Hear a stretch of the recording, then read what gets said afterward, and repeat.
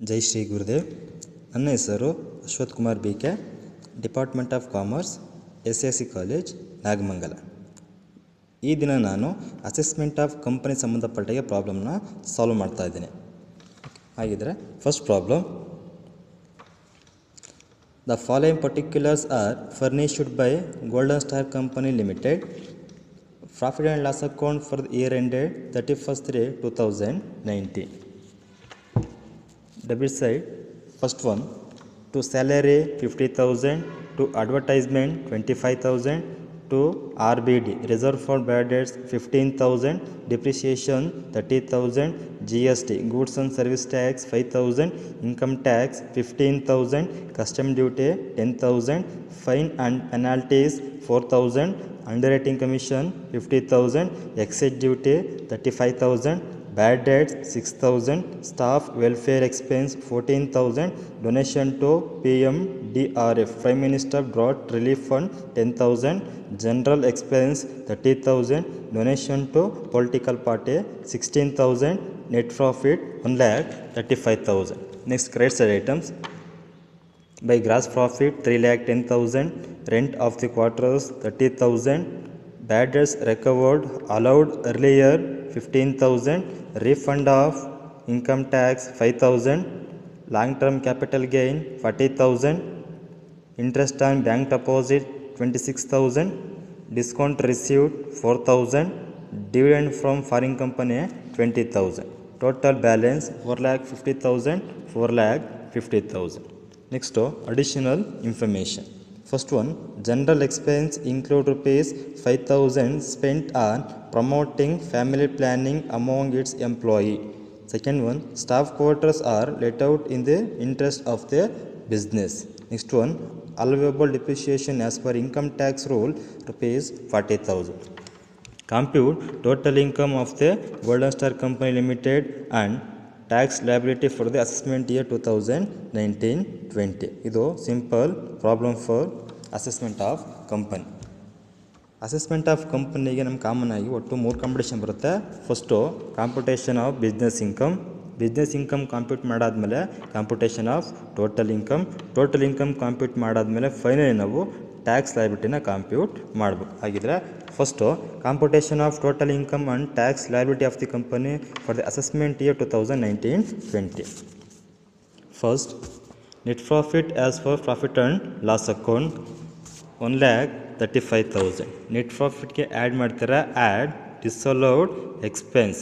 ಎಲ್ಲಿರುತ್ತೆ ಐಟಮ್ಸ್ ಇರೋದು debited to profit and loss account. ಪ್ರಾಬ್ಲಮಲ್ಲಿ ಡೆಬಿಟ್ ಸೈಡ್ ನಮಗೆ ರೆಕಾರ್ಡ್ ಆಗಿರುತ್ತೆ. ಅದರಲ್ಲಿ ಫಸ್ಟ್ ಒನ್ ಸ್ಯಾಲರಿ ಇದೆ, ಸ್ಯಾಲರಿ ಅಲೌಡ್ ಐಟಮ್ಸ್ ಬಿಟ್ಟು ಹಾಕಿ. ನೆಕ್ಸ್ಟ್ ಒನ್ ಅಡ್ವರ್ಟೈಸ್ಮೆಂಟ್ ಅಷ್ಟೇ allowed item leave it. Next reserve for bad debts RBD ನಮ್ಗೆ ಆಲ್ರೆಡಿ ಪರ್ಫಾರ್ಮದು ಹೇಳಿರೋ ರೀತಿ ನಾವು ರಿಸರ್ವ್ ಫಾರ್ ಬ್ಯಾಡ್ ಡೆಟ್ಸ್ ಯಾವುದೇ ರಿಸರ್ವ್ಸ್ ಆಗಲಿ ಯಾವುದೇ ಪ್ರಾವಿಷನ್ಸ್ ಆಗಲಿ ನಮಗೆ ಡಿಸಲೌಡ್ ಆಗುತ್ತೆ. ಹಾಗಾಗಿ ರಿಸರ್ವ್ ಫಾರ್ ಬ್ಯಾಡ್ ಡೆಟ್ 15,000.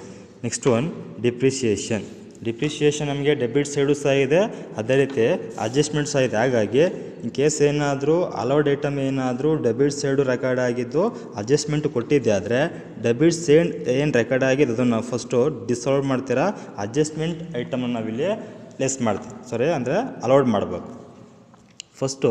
ಹಾಗಾಗಿ depreciation rupees 30,000 disallowed. Next one GST ಅಷ್ಟೇ ಇಂಡೈರೆಕ್ಟ್ ಟ್ಯಾಕ್ಸ್ ಅದು allowed. Next one income tax direct tax disallowed. Next one custom duty indirect tax allowed. Next one fine and penalty, ಯಾವುದೇ fine ಮತ್ತು penalty disallowed rupees 4,000. Next one underwriting commission 50,000 into 4/5. Underwriting commission ನಮಗೆ ಇಲ್ಲಿ 4/5 ಮಾತ್ರ disallowed ಆಗುತ್ತೆ, 1/5 allowed ಆಗುತ್ತೆ. ಹಾಗಾಗಿ 50,000 into 4/5 is equal to 40,000 disallowed, remaining 10,000 allowed. Next one excise duty indirect tax allowed. Next one bad debts business expense ಆಗುತ್ತೆ allowed. Next one staff welfare expense allowed.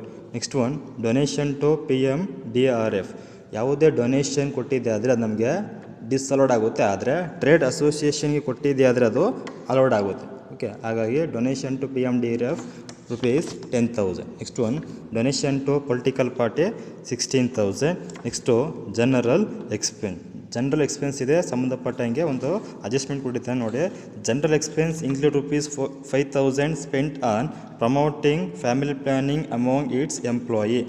Okay, family planning promote ಮಾಡೋಕ್ಕೆ ಏನಾದರೂ expense ಆಗಿದೆ ಅದು ನಮಗೆ allowed ಆಗುತ್ತೆ, leave it.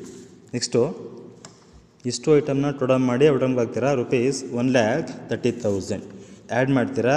Net profit 1,35,000 plus 1,30,000 is equal to 2,65,000. 2,65,000 balance ಬರುತ್ತೆ. Next minus allowed expense. ಈ items ಎಲ್ಲಿರುತ್ತೆ ಅಂದರೆ ಅಡ್ಜಸ್ಟ್ಮೆಂಟ್ ಕೊಟ್ಟಿರ್ತಾ ಹೋಗ್ತಾನೆ.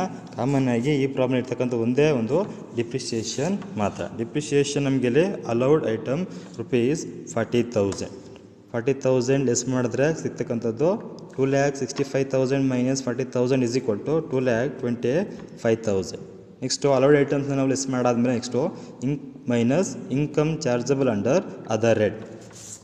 ಈ ಐಟಮ್ ಎದಿರುತ್ತೆ ಅಂದರೆ credited to profit and loss account. In case problem credit side ಏನಾದರೂ ಬಿಸ್ನೆಸ್ ಇನ್ಕಮ್ ಹೊರತುಪಡಿಸಿ ಬೇರೆ ಇನ್ಕಮ್ ಏನಾದರೂ ರೆಕಾರ್ಡ್ ಆಗಿದ್ದರೆ ಅದನ್ನು ನಾವಿಲ್ಲಿ ಲೆಸ್ ಮಾಡ್ತೀವಿ. ಓಕೆ, ಆಗಿದ್ದರೆ ಗೊತ್ತಿರಲಿ, ಬಿಸ್ನೆಸ್ ಇನ್ಕಮ್ ಹೊರತುಪಡಿಸಿ ಬಿಸ್ನೆಸ್ ಇನ್ಕಮ್ ಬಿಟ್ಟು ಬೇರೆ ಇನ್ಕಮ್ ಏನಾದರೂ ಕ್ರೆಡಿಟ್ ಸೈಡ್ ರೆಕಾರ್ಡ್ ಮಾಡಿದರೆ ಅದನ್ನು ನಾವಿಲ್ಲಿ ಲೆಸ್ ಮಾಡಬೇಕು. ಆಗಿದ್ದರೆ ಕ್ರೆಡಿಟ್ ಸೈಡ್ ನೋಡೋದೇ ಆದರೆ first one gross profit business income. Next one rent of quarters rupees 30,000. ಇದಕ್ಕೆ ಸಂಬಂಧಪಟ್ಟಂಗೆ ಅಡ್ಜಸ್ಟ್ಮೆಂಟ್ ಇದೆ. Staff quarters are let out in the interest of the business. ಹಾಗಾಗಿ ನಮಗಿದು ಬಿಸ್ನೆಸ್ ಇನ್ಕಮ್ ಆಗುತ್ತೆ, ಬಿಡಿ. Next one bad debts recovered allowed earlier, ಇದು ಅಷ್ಟೇ business income ಆಗುತ್ತೆ, ಬಿಡಿ. Next one refund of IT other income, ಅದನ್ನು ಲೆಸ್ ಮಾಡಬೇಕು. Next one long term capital gain ಅಷ್ಟೇ ಅದರ್ ಇನ್ಕಮ್ ಲೆಸ್ ಮಾಡಬೇಕು. Next interest on bank deposit ಅಷ್ಟೇ other income rupees 26,000 less ಮಾಡ್ತೀರಾ. ನೆಕ್ಸ್ಟ್ ಒನ್ ಡಿಸ್ಕೌಂಟ್ ರಿಸೀವ್ಡ್ ಇದೆ, discount received business income ಆಗುತ್ತೆ, ಬಿಡಿ. Next one dividend from foreign company ಅಷ್ಟೇ other income rupees 20,000. Okay, ಇಷ್ಟು ಐಟಮ್ನ ನೀವು ಟೋಟಲ್ ಮಾಡಿದೆ ಆದರೆ rupees 21,000. 2,25,000 minus 91,000 is equal to 1,34,000. ಈ 1,34,000 income from business. Okay, income from ಬಿಸ್ನೆಸ್ಗೆ ಆ್ಯಡ್ ಮಾಡ್ತೀರಾ, add income from house property. ಈ ಪ್ರಾಬ್ಲಮಲ್ಲಿ ಇನ್ಕಮ್ ಫ್ರಮ್ ಹೌಸ್ ಪ್ರಾಪರ್ಟಿ ಸಂಬಂಧಪಟ್ಟ ಯಾವುದೇ ರೀತಿ ಇನ್ಫಾರ್ಮೇಷನ್ ಇಲ್ಲ, nil. Next one income from capital gain ಕೊಟ್ಟಿದ್ದಾನೆ. Long term capital gain rupees 40,000. Next income from other source. Income from other source ನಮಗಿಲ್ಲಿ ಎರಡು item ಇದೆ. ಒಂದು dividend from foreign company rupees 20,000, interest from bank deposit rupees 26,000, total 46,000. Add ಮಾಡ್ತೀರಾ. 1,34,000 plus 40,000 plus 46,000 is equal to 2,20,000 gross total income. Gross total ಇನ್ಕಮಿಂದ ನಾವು reduction and section 80C to 80U company ಯಾವುದು applicable ಆಗುತ್ತೆ ಅದನ್ನು ನಾವಿಲ್ಲಿ less ಮಾಡ್ತಾರೆ. ಈ ಪ್ರಾಬ್ಲಮಲ್ಲಿ and section 80G ಇದೆ, ಡೊನೇಷನ್ ಟು PMDRF. ಇದು ನಮಗೆ ಫುಲ್ ಅಮೌಂಟ್ ಕ್ವಾಲಿಫೈಡ್ ಇಲ್ಲ, ನಮ್ಗೆ ಇರ್ತಕ್ಕಂಥ ಜಸ್ಟು 50% ಮಾತ್ರ. ಹಾಗಾಗಿ ಇರ್ತಕ್ಕಂಥ ನಮಗಿಲ್ಲಿ 10,000 50% ಅಂದರೆ ₹5,000 ಮಾತ್ರ. ಹಾಗಾಗಿ 5,000ನ ನಾವು ಲೆಸ್ ಮಾಡ್ತೀವಿ. Next one donation to political party 100% qualified, ಅದು ಹಾಗಾಗಿ ₹16,000 ಫುಲ್ ಅಮೌಂಟ್ ನಾವಿಲ್ಲಿ ಲೆಸ್ ಮಾಡಬೇಕು. 5,000 plus 16,000 is equal to 21,000. Gross total income less ಮಾಡ್ತೀರಾ. 2,20,000 minus 21,000 is equal to 1,99,000 total taxable income. Total taxable income compute ಮಾಡಾದ್ಮೇಲೆ next computation of tax liability. Tax ಲಯಬಿಲಿಟಿಲಿ first special rate ಬರುತ್ತೆ. Special ಏಟಲ್ಲಿ first casual income at 30%. ಈ problem ಯಾವುದೇ ರೀತಿ casual income ಇಲ್ಲ. Casual income ಅಂದರೆ any winnings. Next short term capital gains ಅಷ್ಟೇ. ಈ ಪ್ರಾಬ್ಲಮ್ ಯಾವುದೇ ರೀತಿ ಶಾರ್ಟ್ ಟರ್ಮ್ ಕ್ಯಾಪಿಟಲ್ ಗೇನ್ ಇಲ್ಲ, ಇಟ್ಟಾಕಿ. Next one long term capital gain ಇದೆ ಅಟ್ 20%.